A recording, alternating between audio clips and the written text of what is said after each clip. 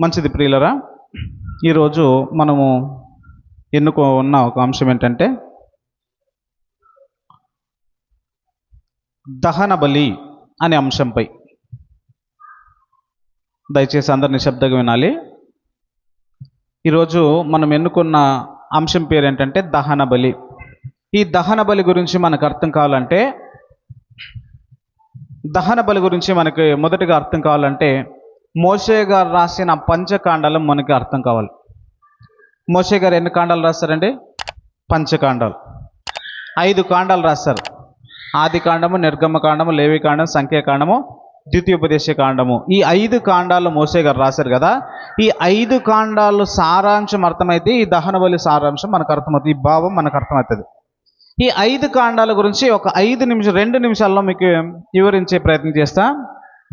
5 కాండాల్లో ఉన్న సారాంశం ఏంటి అని అంటే, మొదటి కాండం వచ్చేసి ఆది కాండం. ఆది కాండంలో ఏం సూచింపబడుతుందని అంటే, ప్రతిదానికి ప్రారంభాన్ని చూపిస్తుంది.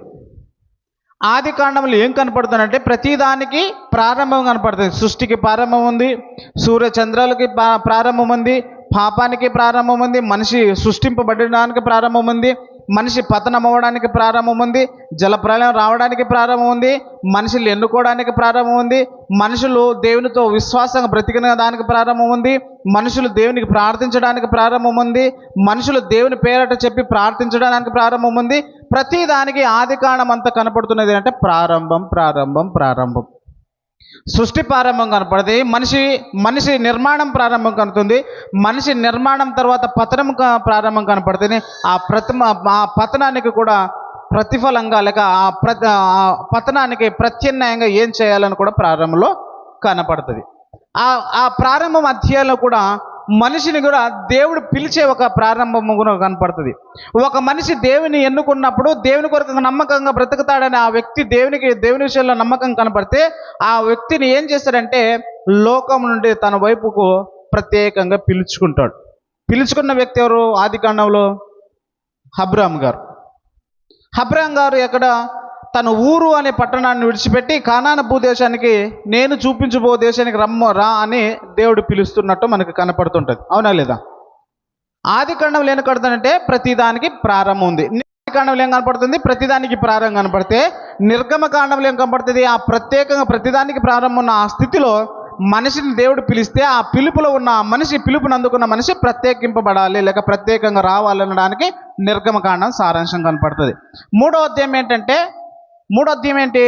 లేవి కాండంలో ఏం కనపడుతుందంటే ఆ ప్రత్యేకమైన ఆ మనిషి, ప్రత్యేకింపబడిన ఆ మనిషి యొక్క పాపపు స్థితిలో ఉంటే ఆ పాపపు స్థితి నుంచి పరిశుద్ధుడిగా మారాలి అంటే ఆ పరిశుద్ధతని ఎలా కాపాడుకోవాలనే దాన్ని లేవి కాండంలో ఏమంటుంటే, నేను పరిశుద్ధుడిని కనుక మీరు కూడా పరిశుద్ధులై ఉండండి అని లేవి కాండం చెప్తుంది.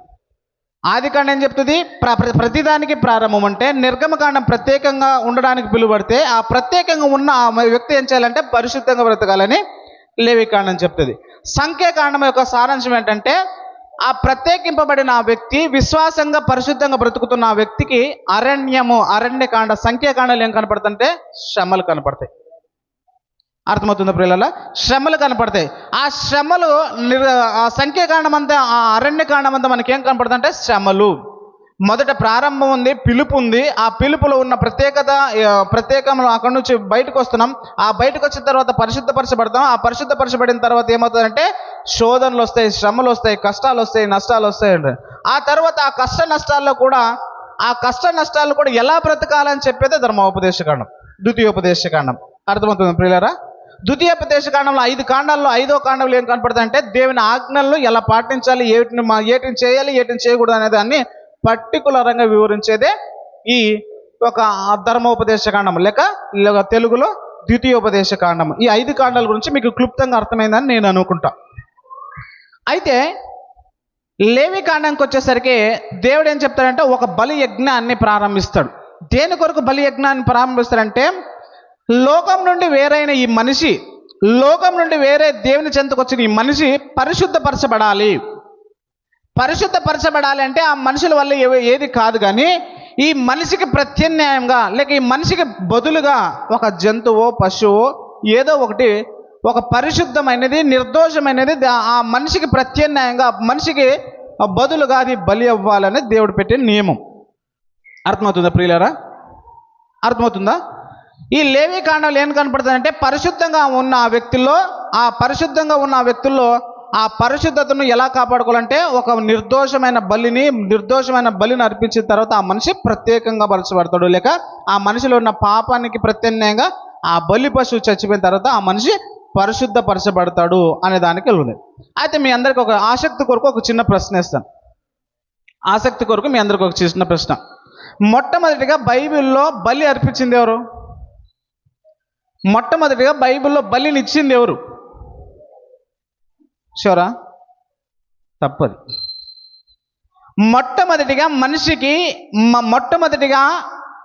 బలిని అర్పించింది ఎవరంటే సాక్షాత్ దేవుడే బలి ఇచ్చాడు. అర్థమవుతుందా?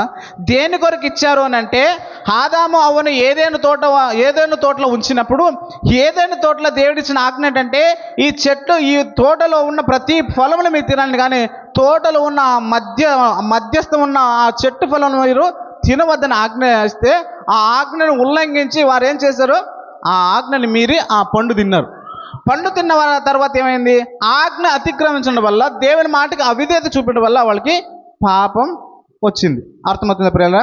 పాపం వచ్చిన వల్ల వాళ్ళకి ఏమైందంటే, దేవుని స్వరూపంలో దేవుని పోలికగా చేయబడిన ఆ మనిషి ఎలా మారిపోయాడు? దిగంబరిగా మారిపోయాడు. అంటే ఆ దేవుని స్వరూపాన్ని, దేవుని పోలికని ఏం చేశాడు? మనిషి పాపం వల్ల పోగొట్టుకున్నాడు.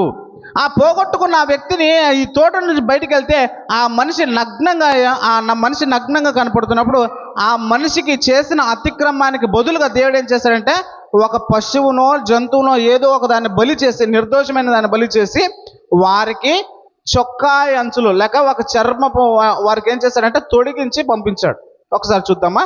ఆదికాండము 3వ అధ్యాయము 21వ వచనం చదువుకుందాం.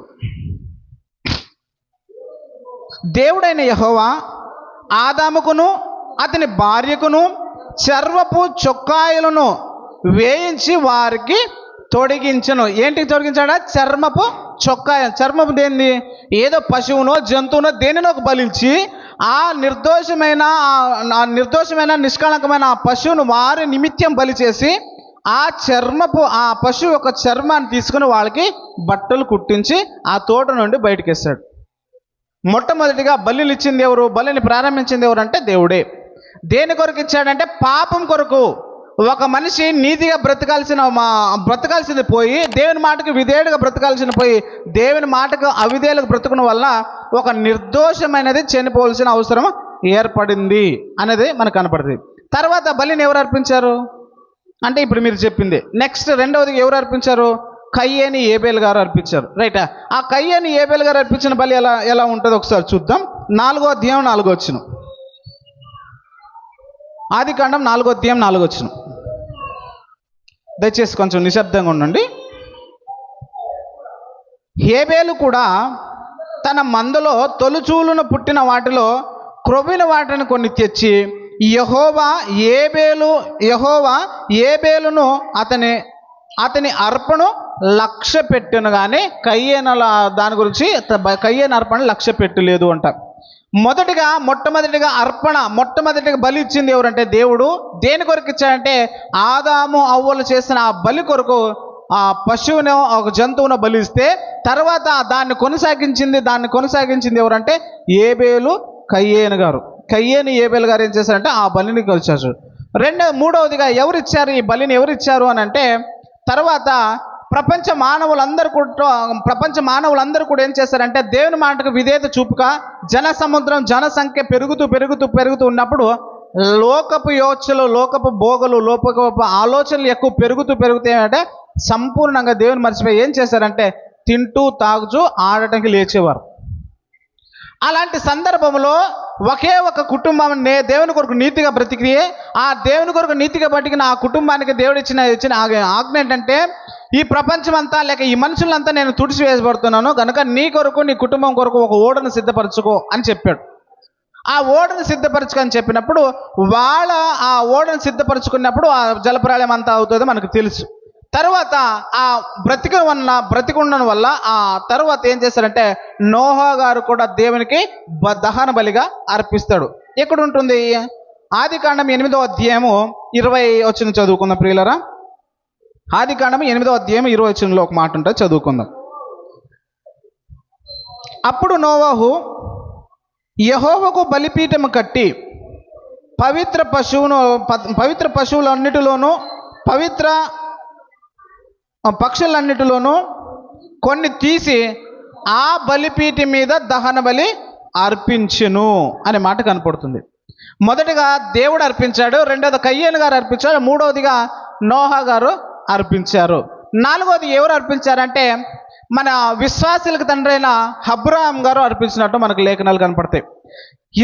అబ్రహాం గారు ఎలా బలి అర్పించాడంటే తనకు ఏకైక కుమారుడైన ఇస్సాకును బలి ఇవ్వడానికి తీసుకెళ్తే ఆ ఇస్సాకుకు బదులుగా ఒక దేవుడే ఒక యజ్ఞవేదిగా ఒక గొర్రె పిల్లను సిద్ధపరిచి ఆ గొర్రె పిల్లను ఏదో ఒక ముళ్ళ కంచులో చిక్కబడింది దాన్ని చూసి దానిని బలి ఇవ్వ నీ కొడుకుగా బదులుగా ఒక గొర్రె పొట్టలను లేక ఆ పొట్టెలను బలి ఇవ్వమని దేవుడు చెప్పాడు.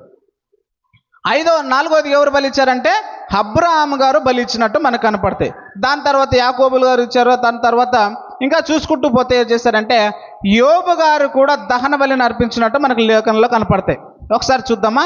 యోబు గ్రంథము 1వ అధ్యాయం 5వ వచనం.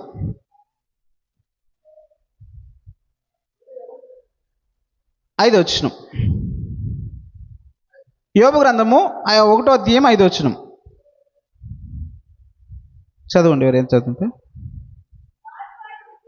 వారి వారి విందు దినముల్లో పూర్తి కాగా యోబు తన కుమారులను పాపం చేసి తన హృదయంలో దేవుని దూషించిరేమో అని వారిని పిలువనంపించి వారిని పవిత్రపరిచి అరుణోదయం లేచి వారిలో ఒక్కొక్కరు నిమిత్తము దహన బలిని అర్పించుచుండెను లేక దహన బలిని అర్పించాడు.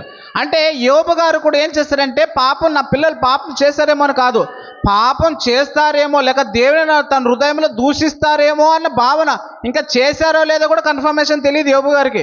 నా పిల్లలు దేవుని విషయంలో అవిధేయులకు బ్రతుకుతారో లేదని కూడా తెలియకుండా నా పిల్లలు తమ హృదయంలో దేవుని అవమానపరిచారేమో దూషించారేమోనో ప్రతి దినం అరుణోదయం లేసి ఏం చేశారంట ఒక బలిపీఠం కట్టించి ఆ బలిపీఠంలో ఆ పిల్లలను పరిశుద్ధపరిచి పవిత్రపరిచి ఏం చేశారంటే ఆ పిల్లల కొరకు దహన బలి అర్పించేవాడు.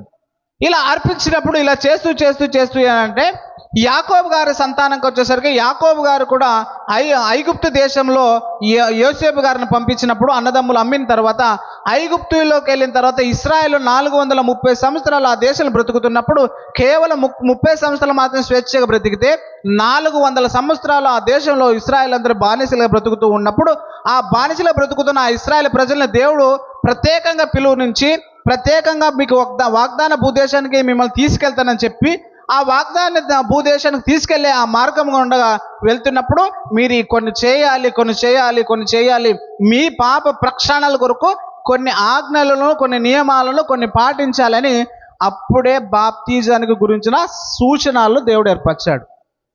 అర్థమవుతుందా పిల్లరా? బాప్తిజం అంటే కేవలం యేసుప్రభు వారు కాలంలో బాప్తిజం ఇచ్చి యోహాన్ గారి నుంచి ప్రారంభమైందంటే కాదు. పేతురు గారు రాసిన పత్రికలు ఏముంటుందంటే నోహో గారు వారి కుటుంబము కేవలము ఏం చేశారంట ఆ సముద్రపు 40 సంవత్సరాల ప్రచండమైన వర్షం వల్ల వాళ్ళు బాప్తిజం పొందిరని, లేక ఆ అరణ్య ప్రయాణం చేస్తున్న ఇశ్రాయేల్ జనాంగం అంతా ఆ సముద్రంలో బాప్తిజం తీసుకున్నారని లేఖనాలు కనపడుతూ ఉంటాయి. అవునా లేదా?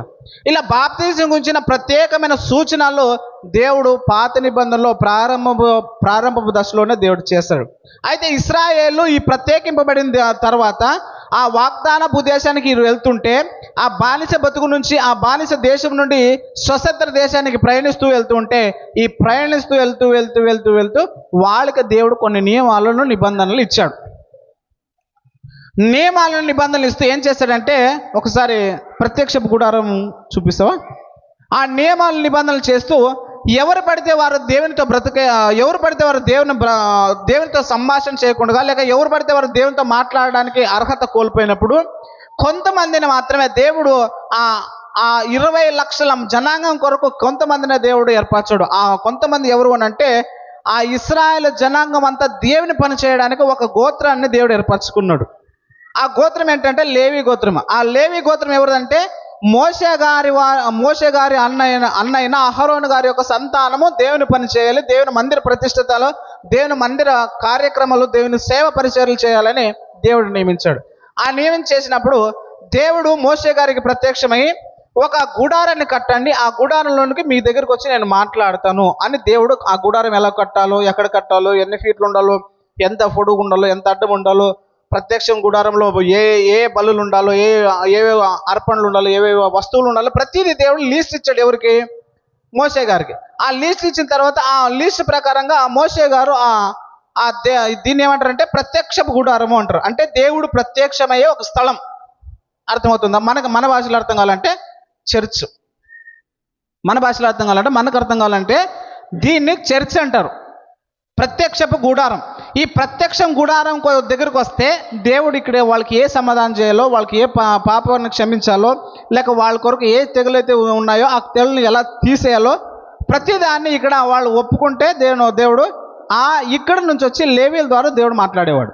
అయితే ఈ లేవీలకు ఇచ్చిన దేవుడు నియమ నిబంధనలు అంటే ప్రతి ఒక్కరూ తమను తాము పాపంలో ఉన్న ప్రతి ఒక్క మనిషి ఆ పాపాలను కొడుకోవాలంటే ప్రతి మనిషి చనిపోవాల్సిన అవసరం లేదు, కానీ ఆ మనిషికి బదులుగా ఏం చేయాలంటే ఒక దహన బలిని అర్పించాలి అని చెప్పాడు. ఈ దహన బలి దేవుడికి చేయవలసిన కార్యక్రమంలో మనిషి యొక్క పాపాన్ని క్షమించడానికి 5 రకాలమైన బలులను దేవుడు కోరాడు. అర్థమవుతుంది ప్రియులారా? ఎన్ని రకాలు? 5 రకాలు. 5 రకాలు ఏంటి అని అంటే మొదటిగా 5 రకాలు ఏంటి అని అంటే మొదటిగా దహన బలి, నైవేద్యము, పాప పరిహార్థ బలి, లేక అపరాధ బలి అని ఇలా 5 రకాలైన ఒక బలిని దేవుడు కోరాడు. మనము 5 విధానాల్లో ఉన్న ఒక మొదటి దాన్ని మనం ఆలోచన చేస్తాం, అదే దహన బలి. ఈ దహన బలి ఎలా చేయాలని ఇశ్రాయేలుకు దేవుడు ఇచ్చిన ఆజ్ఞ ఏంటో ఒకసారి లేఖనాల్లో చూద్దాం. లేవి కాండం, మోషే రాసిన లేవి కాండము మొదటి అధ్యాయంలో కొన్ని వచనాలు ఉంటాయి, చదువుకుందాం ప్రియులారా. లేవి కాండము మొదటి అధ్యాయం 2 నుంచి చదువుకుందాం, లేక 3 నుంచి చదువుకుందాం, డైరెక్టర్ సమయం లేదు. అతడు దహన బలి రూపంగా అర్పించినది గోవులోనేదైన ఎడల నిర్దోషమైన మగదాన్ని తీసుకొని రావలను. తాను యెహోవా సన్నిధిని అంగీకరింపబడినట్లు ప్రత్యక్షపు గుడారము యొక్క ద్వారమునకు దాన్ని తీసుకొని రావలను. అతడు దహన బలిగా అర్పించు పశువు తల మీద తన చెయ్యి ఉంచవలను. అతని నిమిత్తము ప్రాయచిత్తము కలుగునట్లు అది అతని పక్షముగా అంగీకరింపబడును అని ఇక్కడ దేవుడు సెలవు చేశాడు. ఒక మనిషి తన అవిధేయత వలన, ఒక మనిషి తన పాపములు కడుక్కోవాలంటే ఏం చేయాలంటే తాను చేసిన పాపాలకి ప్రత్యక్షంగా, లేక తాను చేసిన పాపాలకు బదులుగా దేవా నేను ఈ సంవత్సరం అంతా చేసిన పాపాలను తీసివేయండి, కడిగివేయండి, నన్ను పరిశుద్ధపరచండి అని చెప్పడానికి ఒక నిర్దోషమైన గొర్రెనను, పశువైనను, దేనైనా ఒక కోడినైనను తీసుకుని వచ్చి ఆ ప్రత్యక్ష గుడారం యొక్క ఆవరణలోనికి తీసుకురావాలి. దాని దగ్గరికి తీసుకొస్తే దాన్ని తీసుకెళ్ళి యాజకుడు దాన్ని బలిని అర్పించాలి. అర్థమవుతుందా ప్రియులరా? ఎవరికి బదులుగా దహన బలి అర్పించాలంట? ఇశ్రాయేళ్ల జనాంగాలు, లేక ఇశ్రాయేళ్ల జనం, లేక ఆ మానవుల యొక్క పాపానికి బదులుగా దేనిని అర్పించాలంట? దహన బలిని అర్పించాలి. ఆ దహన బలిలో ఏముండాలి? మేకైనా ఉండొచ్చు, గొర్రె అయిన ఉండొచ్చు, ఎద్దైనా ఉండొచ్చు, పొట్టేలైన ఉండొచ్చు, కోడి అయి ఉండొచ్చు, పావురమైన ఉండొచ్చు. నీకు ఏదైతే మీ కుటుంబాల ప్రకారంగా మీ పాపముల నిమిత్తము దాని లెక్క చొప్పున చూసుకుని ఆ పాపాలు ఒప్పుకుని మా పాపాలకు బదులుగా ఇదిగో మా కొరకు ఈ పశువు బలి అవుతుంది అని చెప్పి ఆ పాపాలన్నీ ఒప్పుకొని, మన మనుషులు చేసిన ఆ పాపాలు, ఆ కుటుంబిక పాపాలన్నీ ఒప్పుకొని దాని మీద మోపి ఇదిగో మా కొరకు ఇది బలి అవుతుంది, మమ్మల్ని పరిశుద్ధపరచుదేవా అని అడగడానికి అది బలిని ఏర్పరిచాడు దేవుడు. ఒకసారి ఫోటో పెట్టు. ఆ దహన బలి చేసినప్పుడు కొన్ని విధానాలు చేస్తాడు. ఏం చేస్తాడు అన్న దేవుడు అని అంటే ఒకసారి ఒక ఫోటో చూపి, ఆ దహన బలి చేసినప్పుడు ఇప్పుడు చూశారు కదా, ఆ దహన బలి చుట్టూ ఏం చేయాలంటే ఒక బలిపీఠం కట్టాలి. ఆ బలిపీఠం మీద అది దహన బలి. ఆ బలిపీఠానికి ఏమేమి తీసుకురాలంటే ఒక పొట్టేలు తీసుకురాలి, గొర్రెని తీసుకురాలి, లేక ఎద్దుని తీసుకురాలి, ఆ తీసుకొచ్చిన తర్వాత ఇది కాదు వేరే, తర్వాత చూపిదు. ఒకసారి అదే ఐదో పెట్టు, ఇక్కడ పెట్టు. ఇప్పుడు పెట్టింది. ఇక్కడ చూడండి, ఇశ్రాయేల్ యొక్క పాపాల కొరకు లేక ఇశ్రాయేల్ మానవ జనాంగం కొరకు వారికి బదులుగా బలి పశువు జరగాలి, దహన బలి జరగాలని ఏం చేశారంటే వారి వారి కుటుంబం లెక్క చొప్పున ఏం తీసుకొచ్చారు, పశువులు తీసుకొచ్చారు. అక్కడ లేవీలు ఉన్నారు, ఆ పశువులు తీసుకొచ్చి అక్కడ తీసుకుంటే వాళ్ళు దాని మీద పెట్టి పాపాలు ఒప్పుకున్న తర్వాత ఏం చేస్తారంటే వారికి బదులుగా దానిని బలి చేస్తారు, నరుకుతారు.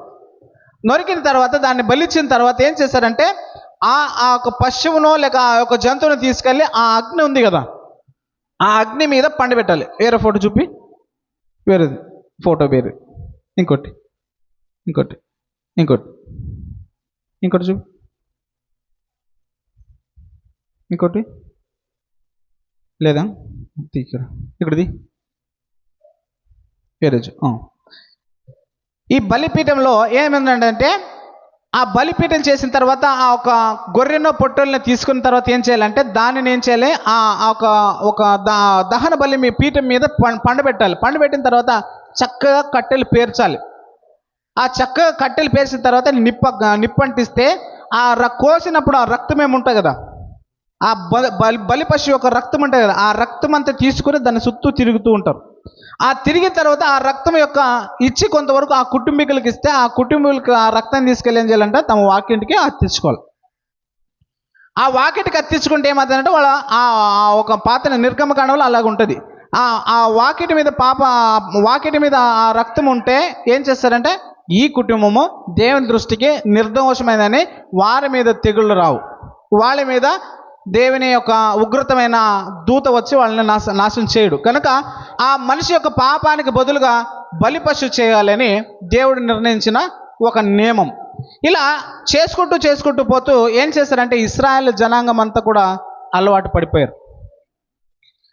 ఇశ్రాయేల్లో అలవాటు పడుతూ ఏం చేస్తారంటే ప్రతి సంవత్సరం ఏదో ఒక బలినిచ్చి ఏదో ఒక పని చేసి దేవునికి మితిమీరి పాపం చేస్తూ దేవునికి ఇంకా విధేయత చూపిస్తూ ఉన్నారు. అయితే పాత నిబంధనలో దేవుడు ఏం చేస్తాడంటే పాత నిబంధనలో ఒక నీడగానే ముందుగానే ఇచ్చాడు, నిజాన్ని దాచిపెట్టాడు, నీడను ముందుగానే పంపించాడు. ఆ నీడకు సాదృశ్యమైన ప్రతిదీ ఏం చేశాడంటే ఇలా బలి ఇచ్చాలి, ఇలా బలి అర్పించాలి. బలి అర్పించడానికి నిర్గమకాండ 12వ అధ్యాయం మొత్తం చదివితే ఆ బలి అర్పించడానికి ఏమేమి క్వాలిటీస్ ఉండాలో ఏమేమి లక్షణాలు ఉన్నానో నిర్గమకాండ 12వ అధ్యాయం మొత్తం చూపిస్తాడు. ఆ బలి పశువు యొక్క క్వాలిటీస్ ఏమై ఉండాలి, మగదై ఉండాలి, నిర్దోషమై ఉండాలి అని ప్రతిదీ లెక్క చూపిస్తూ లెక్క చెప్పి రాసిస్తూ ఉంటాడు. అయితే వారికి బదులుగా ఇస్తుంటూ ఇలా చేస్తూ ఏమంటే మనుషులందరూ దానికి అలవాటు పడుతూ దేవుని ఇంకా నిర్లక్ష్యం చేస్తూ కామన్ అయిపోయింది. వాళ్ళకి బలి అర్పించినట్టే కామన్ అయిపోయింది. కనుక యేసు ప్రభు వారు ఆ లోకంలో అదే ఒక ఇశ్రాయేల్ సమాజ మందిరంలోనకే ఆ ఇశ్రాయేల్ సమాజంలో బ్రతుకుతూ ఉన్న కాలంలో వారు కూడా ఇలా దహన బలును పస్కా పండుగలను ఇలా బలులు అర్పించడం అన్న ఆ కాలంలో కూడా యేసు ప్రభు వారు జీవిస్తూ ఉండేవాడు. అయితే యేసు ప్రభు వారు వచ్చింది దేని కొరకు అని అంటే ఆయన ఎందుకొరకు వచ్చాడు అని చెప్పడానికి బాప్తిజం ఇచ్చే యోహాన్ గారు ఏమంటున్నాడంటే బాప్తిజం ఇచ్చే యోహాన్ గారు యేసు ప్రభు వారి గురించి ఏమంటున్నాడు, ఇదిగో లోక పాపాలు మోసుకుని పోతున్న దేవుని గొర్రె పిల్ల అని సాక్ష్యం ఇచ్చాడు. అర్థమవుతుందా ప్రియులారా?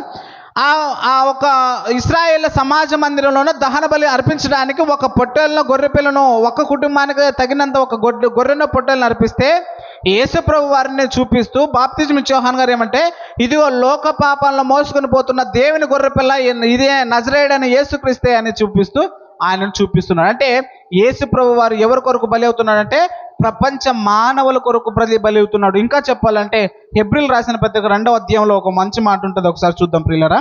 హెబ్రీలు రాసిన పత్రిక 2వ అధ్యాయం 9వ వచనంలో దేవుని కృప వలన ఆయన ప్రతి మనిషి కొరకు మరణము అనుభవించాడు అని అంటాడు. ఎవరి కొరకు మరణం అనుభవించాడు అంటే యేసు ప్రభు వారు ప్రతి ఒక్క మనిషి కొరకు కేవలం ఇశ్రాయేల్ కొరకే కాదు, లోకములో ఉండే ప్రతి మనిషి కొరకు ఆయన ఏం చేశాడంటే మరణించాడు. దేని కొరకు మరణించాడు అని అంటే ఇదిగో లోక పాపాలను మోసుకుని పోతున్న దేవుని గొర్రెపిల్లగా వస్తూ ఆయన భూలోకంలో ఉన్నప్పుడు ప్రసంగిస్తూ ఏమనంటే సమస్త జనులారా మీరు నా యొద్దకు రండి, నేను మీకు విశ్రాంతిని ఇస్తాను అంటాడు.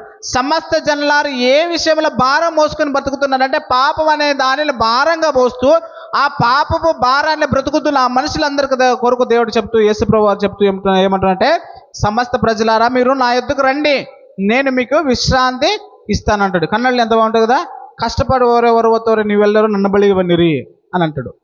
అంటే లోకముల పాపం అనే దానిని మోసుకొని మీరు బాధపడుతూ మీరు ఎన్నటికీ పరిశుద్ధతను సంపాదించుకోలేకపోతున్న ఓ ప్రతి మనిషి, మీరు నా యొద్దకు రండి, నేను మీకు విశ్రాంతిని ఇస్తాను, పాపము తీసే ఒక విశ్రాంతిని ఇస్తాను, పరిశుద్ధతగా బ్రతికే ఒక విశ్రాంతిని ఇస్తాను, మీకు పరిశుద్ధతను ఆపాదించే ఒక విశ్రాంతిని ఇస్తాను. మీ అందరూ ఏం చేస్తారు, నా యొద్దకు రండి అని యేసు ప్రభు వారు పిలుపునిచ్చాడు పిల్లలు. అయితే ఇశ్రాయేలీయులు ఏం చేశారంటే అలవాటు పడుతూ ప్రతి సంవత్సరం కూడా ఒక బలిని అర్పించుకుంటూనే పోతున్నారు. గొర్రెకును, మేకలను, పొట్టెలను, కోడెను, ఈ గాడిదను ఏదో ఒక దానినే వాళ్ళు బలి అర్పిస్తూ ఉంటాడు. ఏదో ఒకటంటే మరి పనికి దానిలో కాదు, పందినో మా కుక్కునో అని కాదు, దేవుడు ఏదైతే నియమించాడో దానిని వాళ్ళు బలి ఇచ్చుకుంటూ వెళ్తున్నారు. అయితే వాళ్ళకి తెలియని విషయం ఏంటంటే, దానిలో తెలియకుండా ఎలా చేశారంటే దానికి అలవాటు భయపడుతూ దానిలో ఒక ప్రత్యేకతను చూడక, ఆ ప్రత్యేకత ఆ బలి దేనిని సూచిస్తుందో ఎవరిని సూచిస్తుందో తెలియకుండా వాళ్ళు దానికి అలవాటు పడిపోయారు. అయితే మనిషి యొక్క పాపము మేకల రక్తం కానీ గొర్రెల రక్తం కానీ ఏది తీసివేయదన్న సత్యాన్ని వాళ్ళు గ్రహించలేకపోయారు ప్రియులారా. అర్థమవుతుందా ప్రియులారా? ఒకసారి చూద్దాం. హెబ్రీయులకు రాసిన పత్రిక 10వ అధ్యాయము 4వ వచనం. హెబ్రీయులకు రాసిన పత్రిక 10వ అధ్యాయము 4వ వచనం. ఎలా అనగా 3 నుంచి చదువుదామా. అయితే ఆ బలులు అర్పించుట చేత ఏటేట పాపములు జ్ఞాపకం వచ్చుచున్నవి. ఎలా అనగా ఎడ్ల యొక్కయు మేకల యొక్కయు రక్తము పాపములు తీసివేసుట అసాధ్యము. కాబట్టి ఏం చేస్తానంటే ఏటేటా సంవత్సరం ఏం చేస్తున్నారంట, పశువులతో మేకలతో బలి ఇస్తూ వాళ్ళు అలవాటు అయిపోయారు. కానీ వాళ్ళకి తెలియని వాస్తవం ఏంటంటే ఆ పాపాలు జ్ఞాపకే వస్తున్నాయి తప్ప ఆ పాపాలు క్షమింపబడట్లేదు. ఆ పాపాలు జ్ఞాపకమే వస్తున్నాయి కానీ వాళ్ళకి క్షమింపబడట్లేదు. ప్రతి సంవత్సరంలో ఏం వాళ్ళు చేసిన పాపాలు గుర్తుకొస్తాయి. అయితే మనిషిని పరిశుద్ధపరచడానికి, మనిషిని నీతిగా పరచడానికి ఏ ఒక పశువులోనో ఏ ఒక జంతువులోనో ఏ ఒక పొట్టేల రక్తంలో జరగదు. కానీ దేనివల్ల సాధ్యమవుతుందని అంటే 5వ వచనం చెప్తూ ఉంటాడు. కాబట్టి ఆయన ఈ లోకమందు ప్రవేశించినప్పుడు ఈలాగ చెప్పుచున్నాడు, బలియు అర్పణ నీవు కోరలేదు కానీ నాకు ఒక శరీరం అమర్చితివి, పూర్ణ హోమములను పాప పరిహార బలములను నీకు ఇష్టమైనవి కావు, అప్పుడు నీ గ్రంథపు చుట్టూలో ఉన్నవన్నీ నన్ను అని చెబుతూ ఉన్నాడు. అంటే మనిషి యొక్క పాపపు స్థితి ఎలా అయిపోయిందంటే ఏటేటా బలులు ఇచ్చేదానికి మనిషి కఠిన అయిపోయాడు. కానీ ఆ బలిని ఎందుకు ఇవ్వాలి, ఆ బలిని నా కొరకు ఆ పశువు ఎందుకు బలి అవ్వాలనే వాస్తవాన్ని దాన్ని చూసి కూడా గ్రహించలేకపోతున్నారు. అర్థమవుతుందా ప్రియులారా? మనిషి కంటిలో మన కంటి ముందు ఒక మనిషి రక్తం కడితే ఏమంటాం, అయ్యో ఎంత రక్తం బాగా అంటాం, అవునా లేదా? ఒక మనిషి మన కంటి ముందు కింద పడితే ఏదో ఒక గాయమై కొంచెం రక్తం పోతే ఆ భావన ఆ ఉద్రేకం ఎలా ఉంటుంది, ఎంత రక్తమైన బాధ వస్తుంది కదా. కానీ మనిషి యొక్క స్వభావం ఎలాంటంటే, మనిషి పాపాల నిమిత్తమే ఒక జంతువు ఒక పశువు బలి అవుతుంటే కూడా ఆ రక్తం చూసి కూడా తన పాపాన్ని జ్ఞాపం చేసుకోకుండా ఆ పాపం నా కొరకే బలి అయ్యిందని బాధపడకుండా పశ్చాత్తాపడకుండా ఆ బలులు ఇచ్చుకుంటూ ఏటేటా ఇచ్చుకుంటూ వెళ్తున్నాడు. అయితే యేసు ప్రభు వారు దానికి సాదృశ్యంగా ఆ బలికి దహన బలికి సాదృశ్యంగా యేసు ప్రభు వారు శాశ్వతమైన బలిగా వచ్చి ఈ లోకానికి ఒకేసారి బలిగా అర్పించి ఆ దానిని తీసివేసేస్తాడు. ఇంకెప్పుడు కూడా ఇలా బలులు అర్పించాల్సిన అవసరం లేదు. ఎవరైనా తన పాపాలు ఒప్పుకొని విడిచిపెట్టాలంటే పరిశుద్ధమైన యేసుక్రీస్తు వారి రక్తము ఉన్నది. ఆ రక్తంలో కడగబడితే ప్రతి ఒక్క మనిషి పాపం నుంచి పరిశుద్ధంగా పరచబడతాడు, పవిత్రపరచబడతాడు. గొర్రె యొక్కయో మేకల యొక్కయో ఒక పశువుల యొక్కయో రక్తము మనుషుల్ని పవిత్రపరచజాలదు. కానీ పరిశుద్ధుడైన ఆ దేవుని రక్తమే మనిషిని పరిశుద్ధపరచబడదని ఒక నిత్యమైన నిబంధనగా, నిత్యమైన దహన బలిగా యేసు ప్రభువు వారు తనను తానే అర్పించుకున్నాడు. ప్రియులారా, ఒకసారి 9వ అధ్యాయం 9వ వచనం చదువుకుందాం ప్రియులారా. హెబ్రీయులకు రాసిన పత్రిక 9వ వచనం చూద్దాం ప్రియులారా. ఆ గుడారము ప్రస్తుత కాలంకు ఉపమానంగా ఉన్నది. మనం చూసాం కదా ఇంతవరకు గుడారం ఎలా ఉందంట, ప్రస్తుత కాలానికి అది ఉపమానంగా ఉండదు. మా ప్రస్తుతం అంటే 2026 అని కాదు, యేసు ప్రభు వారు రాక మునుపు ఆ కాలం వరకు అది ఉపమానంగా ఉంది. ఉపమానం అంటే ఏదో ఒక ఉదాహరణ చెప్పి ఏదో ఒక నిజాన్ని చెప్పడానికి ఒక ఉదాహరణ తీసుకుంటారు. నిజమైన యేసు ప్రభు వారి ఒక బలిని చూపించడానికి అది ఉపమానంగా పాత నిబంధనలు అంతా చేశారు. అయితే నెక్స్ట్, ఆ గుడారము ప్రస్తుత కాలమును ఉపమానముగా ఉన్నది. ఈ ఉపమానమార్థమును బట్టి మనస్సాక్షి విషయంలో ఆరాధికునికి పూర్ణ సిద్ధి కలుగు చేయు అర్పణములు బలులు అర్పింపబడి ఉన్నవి. ఇది దిద్దుబాటు కాలమునకు వచ్చు వరకు విధింపబడిన. ఆ బలి ఎప్పటి వరకు వచ్చేదంటే దిద్దుబాటు వచ్చేంత వరకు. ఆ బలులు ఎప్పటి వరకు లేవి కాండంలో చెప్పబడిన ఆ దహన బలి ఒక 5 రకాలమైన బలులు ఎప్పటి వరకు అంటే దిద్దుబాటు వచ్చే కాలం వరకు వచ్చింది. తర్వాత ఏమంటే అన్నపానములతోనూ నానా విధమైన అన్నపానములతోనూ నానా విధమైన ప్రక్షాళనతోనూ సంబంధించిన శరీరాచారములు మాత్రము అని అంటాడు. ప్రక్షాళన అనే విషయం చూస్తే అక్కడ మూల భాషలో ఏమని కనపడుతుందంటే కింద ఫుట్ నోట్లు ఇస్తున్నాడు, ఏమంటే బాప్తిజమములు అంటే శరీర సంబంధమైన బాప్తిజములు పాత నిబంధనలు ఎన్నో ఇచ్చాడు. ఒక మనిషిని శరీర సంబంధంగా శుద్ధీకరించుకోవడానికి తమను తాము పవిత్రపరచుకోవడానికి దహన బలిని దేవుడు ఛాయారూపంగా మనిషికి ఎప్పుడో నిర్ణయించాడు. కానీ శాశ్వతమైన బలిగా యేసు ప్రభు వారిని 2000 సంవత్సరాల క్రితం ప్రతి ఒక్క మనిషి పాపాలను క్షమించడానికి యేసు ప్రభుని ఈ లోకానికి దేవుడు పంపాడు ప్రియులారా. అయితే ఆ యేసు ప్రభు రక్తంలో కడుగుబడుతున్నాం నువ్వు నేను ఎలా ఉన్నాం ప్రియులారా? ఆ గొర్రెను ఎలాగైతే ఆ గొర్రె రక్తం ఇశ్రాయేలు చూసినప్పుడు ఇది ఇంతేలే అని ఎలాగైతే నిర్లక్ష్యం వహించి తమ జీవితాలను మార్చుకోకుండా అలాగే అవిధేయత చూపిస్తూ దేవునికి అవిధేయులుగా బ్రతుకుతున్న ఆ ఇశ్రాయేలు సమాజం లాగానే యేసు ప్రభు వారి విషయంలో ఆయన రక్తంలో కడగబడిన ఈ క్రైస్తవ సమాజం కూడా అలాగే ఇశ్రాయేలు ఎలాగైతే నిర్లక్ష్యాన్ని వహించారో ఆ రక్తాన్ని చూసి కూడా పశ్చాత్తాపడకుండా యేసు ప్రభు వారి రక్తంలో కడగబడిన తర్వాత కూడా నీవు నేను కూడా అలాగానే యేసు ప్రభు వారి రక్తాన్ని నిర్లక్ష్యం చేస్తున్నామో మనకు తెలియదు ప్రియులారా. అర్థమవుతుందా ప్రియులారా? దేవుడు తన స్వరక్తాన్ని ఇచ్చుకొని సంపాదించుకున్న సంఘం క్రైస్తవ సమాజం.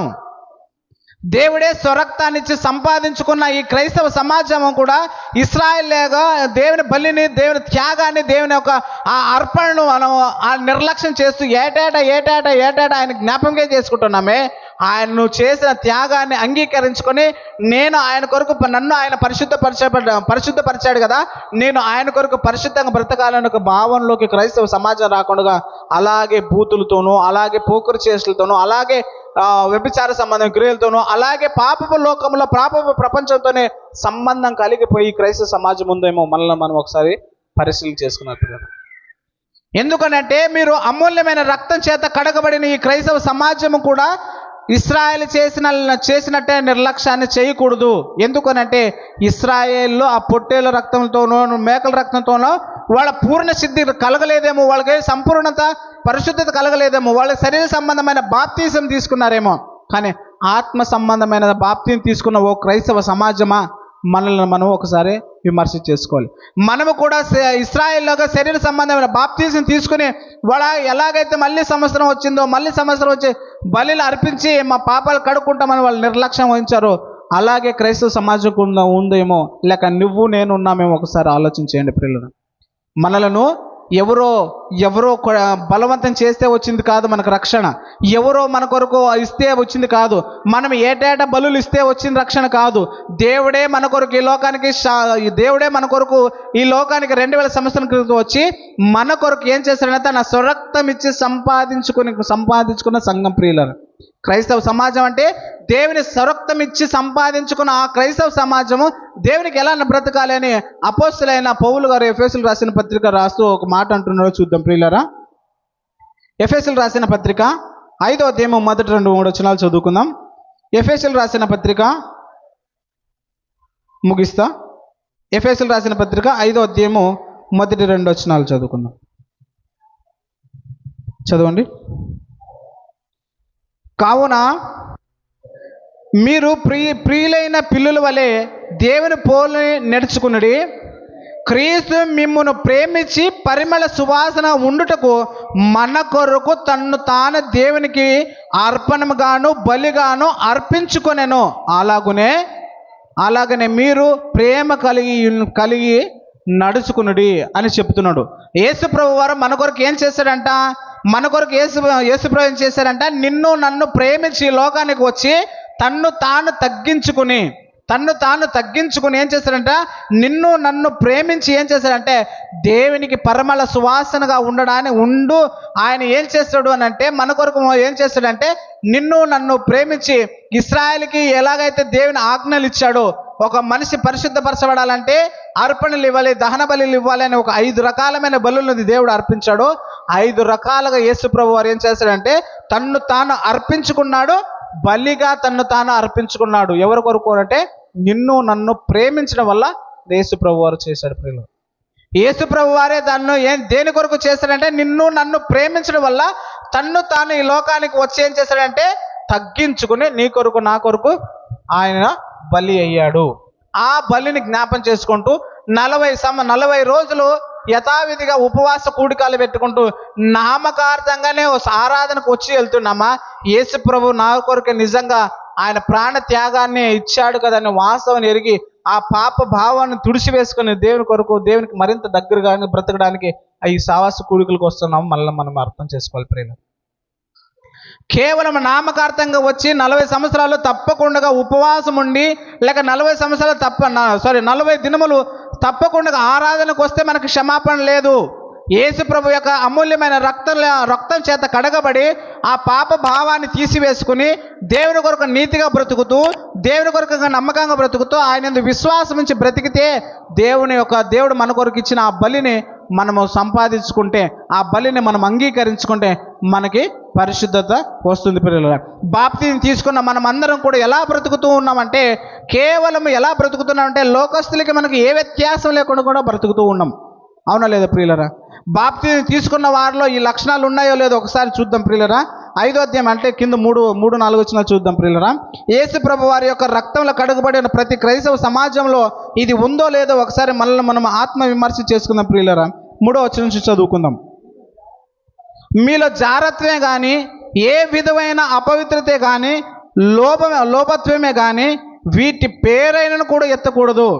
ఇది పరిశుద్ధులకు తగినది కాదు. కృతజ్ఞత వచనమే మీరు ఉచ్చరింపవలను కానీ మీరు బూతులైనను పోకిరి మాటలైనను సరసోక్తులైనను ఉచ్చరింపకూడదు. ఇవి మీకు తగవు అని చెప్తున్నారు ప్రియులు. క్రైస్తవ సమాజానికి ఏం తగువ అంటే జారత్వం కానీ వ్యభిచారం కానీ అపవిత్రత కానీ దేవుని నామానికి దేవుని పరిశుద్ధతకి వ్యతిరేకమైనది ఏది కూడా పరిశుద్ధులకు తగినవి కాదు. పరిశుద్ధులు ఎవరు అంటే ఈ లోకంలో పరిశుద్ధులు ఎవరు అంటే యేసుక్రీస్తును అంగీకరించి తన రక్తంలో కడగబడిన వాడే పరిశుద్ధుడు, కడగబడిన వారే పరిశుద్ధులు. అది క్రైస్తవ సమాజం. ఈ క్రైస్తవ సమాజం ఎలా ఉండాలి అని అంటే జారత్వం కానీ వ్యభిచారానికి కానీ అబద్ధ మాటలకైనా పోకరి చేష్టలకైనాను లోభత్వానికైనా అపవిత్రత కూడా ఏమాత్రం కూడా వాటి పేరైనా కూడా ఎత్తకూడదని చెప్తున్నాడు. కానీ బూతులు ఆడుకుంటూ ఒక్కరోజు ఉండలేము ప్రియులను. అవునా లేదు ప్రియులను? యేసు ప్రభు వారు రక్తంలో కడగబడ్డామనే మాటకే ఉన్నామే తప్ప ఒక్కరోజైనా మనం బూతులు మానుకున్నామా? ఒక్కరోజైనా మనల్ని మనం పరిశుద్ధపరచుకోవడానికి ప్రయాసపడ్డామా? ఒక్కరోజైనా దేవునికి నమ్మకంగా బ్రతుకుడానికి మనం ప్రయాసపడ్డామా? మనం కూడా ఇశ్రాయేల్ లాగే యేసుక్రీస్తు ఒక బలిని నిర్లక్ష్యం చేస్తున్నామేమో ఒకసారి ఆత్మ విమర్శన చేసుకొని ప్రియులను. అలాగే ఇశ్రాయేల్ చేసినట్లు నిర్లక్ష్యమే చేస్తే ఇశ్రాయేల్కి దొరకని భాగ్యము ఏంటంటే శాశ్వతమైన శాశ్వతమైన పరిశుద్ధతను వాళ్ళు రుచించలేకపోయారు. ఎంతోమంది కాళ్ళ గర్భంలో కలిసిపోయారు. కానీ క్రైస్తవ సమాజం దేవుని రక్తం చేత కడగబడిన క్రైస్తవ సమాజానికి నిత్యత్వమైన ఈ పరిశుద్ధతను దేవుడు మనల్ని స్వతంత్రించుకోవడానికి ఇస్తున్నాడు. కానీ ఆ స్వతంత్రాన్ని కోల్పోవడానికి మన చేతిలో ఉంది. యేసుక్రీస్తు వారి పరిశుద్ధమైన రక్తంలో కడగబడిన తర్వాత కూడా అలాగే లోకానుసారంగా బ్రతుకుతున్నామేమో, అలాగే వ్యభిచార సంబంధమైన పాటల్లోనూ మాటల్లోనూ వ్యవహారంలోనే బ్రతుకుతున్నామేమో, అలాగే అపవిత్రతలోనూ బ్రతుకుతున్నామేమో, అలాగే బూతులు ఆడుతూ ఉన్నామేమో, అలాగే ఒక మనిషిని హేళన చేస్తున్నామేమో, అలాగే ఒక మనిషిని గురించి కించపరుస్తూ మాట్లాడుతున్నామేమో, అలాగే ఆ మనిషిని గురించి అవమానకరంగా బూతులు ఆడుతున్నాము. ఇది పరిశుద్ధులకి తగినవి కాదు. అలా మాట్లాడుతున్నావు అని అంటే అర్థం ఏంటంటే నీవు క్రీస్తు రక్తంలో కడగబడని వాడవు అని అర్థమవుతుందా ప్రియులారా? ఓ క్రైస్తవ సమాజమా క్రీస్తు రక్తంలో కడగబడ్డామా లేదా అన్నది మనల్ని మనం ఆత్మ విమర్శన చేసుకుని ఒకవేళ ఇంతవరకు బూతులతోనో లేక పోకిరి చేష్టలలోనూ మనము మునిగి ఉంటే మరొక్కసారి దేవుని క్షమాపణ అడిగితే మన దేవుడు క్షమించడానికి సిద్ధమని కలిసిన దేవుడు ప్రియులరా. కనుక ఆ క్షమించగలిగిన ఆ దేవుని ప్రాధాన్యత పడి అడుగుదాం. దేవా, నాలో ఉన్న ఏదైనా లోపభూష్టమైన కార్యక్రమాలు ఉన్నదేమో, నన్ను క్షమించండి, నీ పరిశుద్ధతను నన్ను పరిశుద్ధపరిచి నీ కొరకు బ్రతకడానికి మంచి విశ్వాసాన్ని, నమ్మకత్వాన్ని నాకు పరిశుద్ధాత్మ సహాయం ద్వారా అనుగ్రహించమని బ్రతిమలాడితే ఆ దేవుడు అనుగ్రహించేవాడు ప్రియులు. కనుక అడుగువానికి దేనినైనా కూడా ఆత్మ సంబంధం ప్రతి ఈవులను దేవుడు ఇవ్వడానికి సిద్ధంగా ఉంటాడు. కనుక మనమందరం క్రైస్తవ సమాజమైన మనమందరం కూడా ఆ పరిశుద్ధతను కాపాడుకోవడానికి దేవుని యొక్క పరిశుద్ధమైన ఆ త్యాగాన్ని గ్రహించి దేవుని కొరకు మరింగా ఉన్నతంగా దగ్గరగా బ్రతుకుతూ ఆయన కొరకే నమ్మకంగా విశ్వాసంగా బ్రతకాలని ప్రభుపేట మీకును నాకును హెచ్చరిక చేస్తూ ఈ మాటలు ముగిస్తాం. ఇంతవరకు ఓపికగా విన్న మీ అందరికీ ప్రభుపేట యొక్క శుభములు తెలియజేస్తూ ఈ మాటలు ముగిస్తున్నాం.